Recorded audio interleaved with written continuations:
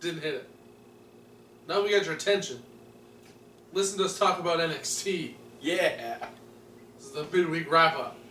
Because that's all that's on the midweek now is just NXT. Yeah, I felt a little... Not to say that NXT wasn't good, but... Just felt a little, empty inside now. Yeah. We had 4 weeks of really epic Lucha Underground, and now nothing. So... Let's get hashtag Lucha Season 4 trending. Let's do that. LU Season 4. Yeah. Hashtag in front of that. There you go. # LU Season 4. That's the thing. All right, NXT. We open up with some information from William Regal. Due to the issues pending Nikki Cross's... she was kind of screwed out of her triple threat match. Because of Tainara Conti. Yeah. So... or Tainara Conti. I knew you were going to say that. So, William Regal decided to give her a second chance and add her to our already 16-woman Battle Royal, making it a 17-woman Battle Royal. And speaking of Sanity, Sanity will give the Authors of Pain their rematch next week for the NXT Tag Team titles, and the member of Sanity that isn't defending the tag titles will be banned from ringside. So, I don't think that... He didn't say anything about Paul Ellering. No. So Paul Ellering will probably be still in the corner of the Authors of Pain, but I don't think Paul Ellering is going to do anything against any member of Sanity. Here's the thing. I think Nikki will still be at ringside for Sanity as well. Okay. All right. That makes sense. She's going to be out there to hold the tag belts up so the crowd can pop. Good point. But our first match of the night was a tag team match. We're starting out this brand new alliance of Danny Burch and Oni Lorcan. And they took on Riddick Moss and Tino Sabatelli. Yeah. Physical This, fuck. I'm going to call this match too bald versus too buff. Well, alright. They beat the shit out of each other. Yeah, I mean, Oni and Burch hit hard, and Tino and Riddick are hard-bodied. I'm glad you added body to the end of it. Yeah, no, it was just... There was so many physical hits. Like, you could hear every shot that these guys took on each other. It was crazy. Tino's got a good drop kick. Yes.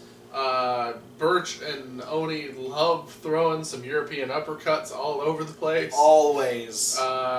Riddick Moss is just... He seems to get bigger every time he shows up on TV. He really does. And Oni is just explosive. Like, if you do not stop him, he will keep going. He has a high gear that he can kick into. Yeah, it is insane. Where he doesn't stop short of running into an actual wall. And this week the wall was played by Riddick Moss. Yeah. Because eventually... He slammed him into the corner. That's fucked up, man. That is so fucked up. And then they did their... I would say it's like the reverse version of a heart attack, because it's not it's not like a backwards wheelbarrow into a clothesline, but it's like a backwards wheelbarrow. Yeah. So into a bulldog. Danny ended up getting knocked off the apron, and Riddick Moss picked up Oni Lorcan in a gory special, and we had Tino kind of run off the ropes a little bit and then do a bulldog off of Riddick's back. And that put down Oni Lorcan for the 3. And, I was kind of hoping that Lorcan and Burch would have won, because I don't like Tino and Riddick. But, what are you going to do? For me, Tino and Riddick, I don't like them individually. I like them when they're a team. I don't like them at all. I am not a fan. Which is probably good, because they want to be heels. That means they're doing their job. So I can appreciate that at least. And Tino's dropkick. Then we had our Women's Battle Royal. So many things happening in this match. So we're just going to go through the order of eliminations. You do that. I'm going to eat a chip. Do it. We had Tainara Conti was the first one eliminated because Nikki fucking... Shocker. Yeah. Nikki was the last person to come out and did not take her eyes off of Taynara and just bum rush straight through Mercedes Martinez and Sarah Logan to get at Taynara, chase her over to the side of the ring. She was gone. Reina Gonzalez was eliminated. Rhea Ripley was eliminated. Then Zeta was eliminated. On to Rhea Ripley? Yeah. Dakota Kai, Aaliyah, Vanessa Bourne, Sage Beckett, Santana Garrett, Abby Lath, Sarah Logan, Lacey Evans, Candice LeRae, Bianca Belair, Mercedes Martinez, and then finally, almost Nikki Cross, but she was able to recover and eliminate Billie Kay. And Nikki Cross is joining Kairi Sane, Ember Moon, and Peyton Royce in the Fatal 4-Way at NXT TakeOver War Games. Yeah, and I'm going to be real. I'm going to say elimination of the night goes to Bianca Belair, though, for press slamming Candice LeRae out of the ring onto Sarah Logan and Sage Beckett. Yes. Who remained outside after getting eliminated for a long time. And then another great moment involving Bianca was Billie saving herself by holding on to Bianca's ponytail. That was the false elimination of the night. She held on to that braid. Yeah. So, and that made Bianca like she had to wrap up her hair to make sure. That was like my favorite part that came out of that whole situation is she decided she was going to try and eliminate Mercedes Martinez, and she wrapped her big braid into a bun. Yeah. A beehive on the top of her head. So Mercedes couldn't do it. Yeah, so she's like making sure, like, and that's a cool thing. It's like when they play enough into a story of a match, especially a battle royal, which they don't usually use for storytelling. Yeah, battle royals aren't usually used to tell stories. But that whole idea of like, look at Bianca Belair and watch her learn from the past what happened just a few minutes ago, so it doesn't happen again kind of thing, shows that, like, yeah, she's still a rookie by comparison to most of the women in the Battle Royal. Yeah. But we just watched her evolve a step. Yeah. She learned that despite it being a legal weapon that she can use. Which she did on Billie Kay. Oh yeah, she whipped the shit out of Billie Kay. She wasn't happy about that. But she also found out that it can also be a detriment. And so she found a way to make sure that doesn't happen. We had Drew McIntyre. He was leaving the building, got stopped by a few reporters. They're asking him questions, and then Zelina's like, "Hey, give us a title shot." And Drew's like, "Bitch, tell Andrade to ask me."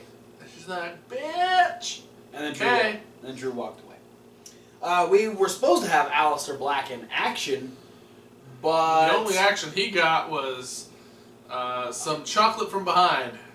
Oh, wow, when you put it that way. I mean, he felt the Velveteen Dream experience. You're not making this any better. The best part of the whole situation was the way that Velveteen Dream just kind of like... Yeah. Black made it down to the bottom of the ramp and had some like extra fog going on, and I'm sure that was supposed to keep us from seeing. That was supposed to hide Velveteen Dream, and it was cool. I think you should keep doing that for Aleister's entrance. It looks fucking cool. But yeah, so he gets down to the bottom of the ramp and he's doing. He always stops and just kind of like looks a little bit, and while he stops, Velveteen just like very cartoonishly just up into frame and then just attacks Aleister Black. Yeah, just like that. If Aleister Black was Vader. And yeah, so he ends up tossing Aleister Black into the ring, ties him up in the ropes, and keeps telling him to say his name, slapping him. And loud ass slaps too. Yeah, good crowd pops. And so Velveteen decides, okay, he's gonna hit this final shot. Goes off the ropes, ends up getting stopped. He does get out of the way of Black Mass, so he doesn't get knocked the fuck out. But I definitely think it's safe to say Velveteen Dream has gotten Aleister Black's attention. Will it be beneficial? Probably not. So good luck, Velveteen. Unless this turns into them becoming a tag team somehow. You just want them to be a tag team. I want Black Velvet, man. Alright. And then our main event was Andrade Cien Almas taking on Roderick Strong. Andrade just keeps getting better. Huh. He's definitely making more waves than he did his initial run in NXT. Him and Roddy have fantastic chemistry. It's good because I think it's just all character. Yeah.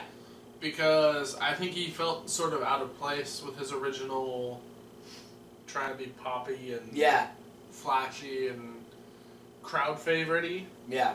Well, I mean, he didn't have like a really great build-up. It was just kind of the same vignette over and over and over again. Yeah. And like no one really knew what to think. Like it was just there wasn't anything to draw us to Andrade initially in NXT. But yeah, I think the mean streak. I think adding Zelina as a mouthpiece is really good. I just think overall the character is a lot better. And then going against someone as solid and major babyface as Roderick Strong, definitely helps. A strong opponent, if you will. Yep. No, it's like Roddy doing his thing, Andrade, able to follow really well. It was just overall really good match. But Roddy, I mean, he was taking quite a beating from Andrade, but was still in the driver's seat towards the end. And despite how much Zelina was yelling at Andrade couldn't get enough momentum to be like guaranteeing him a win. And so Roddy finds himself on the outside. He's like grabbing Andrade and tossing him back into the ring. And Andrade's like, "Hey, I can use this to distract the referee. Look at me, I'm rolling." Yeah. And so the referee's going to check on Andrade. He's like, "Ow, I hurt." Ref. Yeah. And while he's doing that, we have Zelina, who has jumped up onto the apron. She comes off and hits a head scissors on Roddy, sending him head first into the stairs. Andrade immediately goes, "Okay, I'm going back out." Tosses Roddy back in. Wastes no time. Immediately hits the hammerlock DDT. And Andrade San Almas has defeated Roderick Strong. And then they went up to the commentary table and were like, "Hey, Roddy." Not Roddy, I mean Drew. Yeah, the other guy. "Hey, we just beat Roddy. Drew. Yeah, Drew. So show up so I can challenge you to a match." But I love that Zelina was the one that said, "Hey, Drew, see, Andrade wants to meet you in the ring." And then Andrade said a couple things in Spanish that nobody knew, including Percy and Nigel. Percy and Nigel were like, they said whatever word it was, and that was Spanish. Do you know that? I'm like, nope. Well, neither do I. Nobody there to translate for us. If you know what he said, please post down in the comments. Yeah. But that wasn't the end because as Andrade and Zelina made their way to the back, Roddy was left in the ring.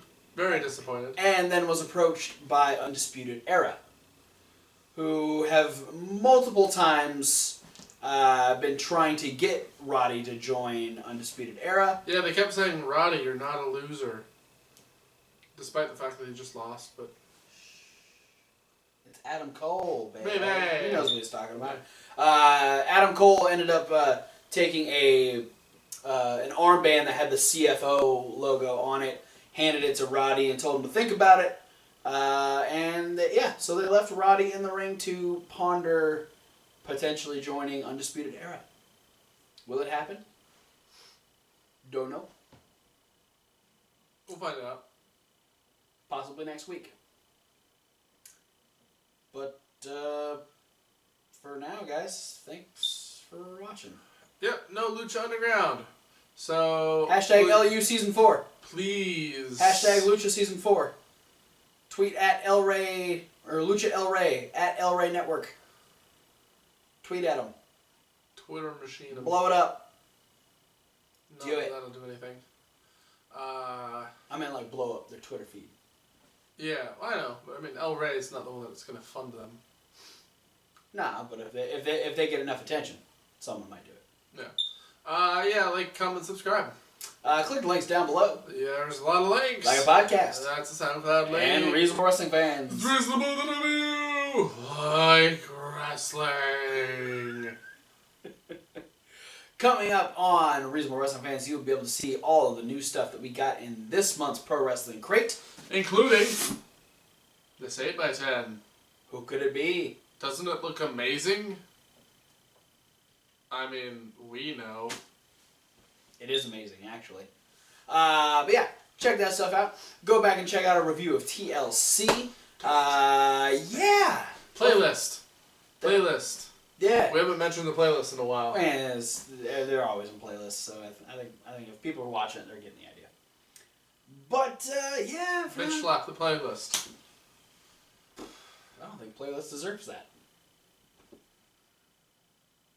But for now, guys, thanks for watching, and we'll see you at whatever video you decide to watch. What? It has nothing to do with NXT. Fuck him. I don't want to. Okay. Fuck Tina Sabatelli and Riddick.